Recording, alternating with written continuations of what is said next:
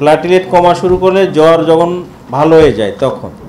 So এই রুগীকে তো এখন ভর্তি করার কথা নয়। প্লাটিলেট নিয়ে আমরা কোনোভাবে ওয়ারিড না এখন, আগে এক সময় ছিল। সো কোনো রুগীকে প্লাটিলেট দিতে বলা এটা তো মেডিকেল সায়েন্সে এখন বলছে না, আমাদের একটা প্রোটোকল আছে। এই ধরনের যদি কোনো রিপোর্ট আপনি পান তাহলে আমাদেরকে এটা রিপোর্ট করলে আমরা ব্যবস্থা নেব, প্রাইভেট হোক আর পাবলিক হোক। আমরা প্রচারণায় কিছুদিন পিছিয়ে ছিলাম, এটা স্বীকার করতে কোনো দ্বিধা নেই, কারণ আমাদের ওপি বন্ধ হয়ে গেছে, এটা অর্থনৈতিক যে বিষয়টা, এবং টিভি স্ক্রলও বন্ধ ছিল।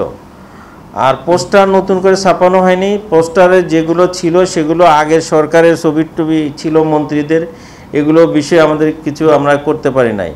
তবে আমরা আবার নতুনভাবে উদ্যোগ নিয়েছি। জিকা এবং চিকনগুনিয়া নিয়ে যে বিষয়টা আসছে, এখন পর্যন্ত চিকনগুনিয়া 67টা গত 8 মাসে আইডেন্টিফিকেশন হয়েছে, আর জিকা ভাইরাস 11টা হয়েছে। জিকা ভাইরাস নিয়ে কথা বলবেন, তবে জিকা ভাইরাস নিয়ে আতঙ্কিত হওয়ার কিছু নাই। 90%-এর বেশি এগুলো আসলে ওই রকম কোনো সাইন সিমটম তৈরি করে না, ইনঅ্যাক্টিভ ফর্মে থাকে। কেমন?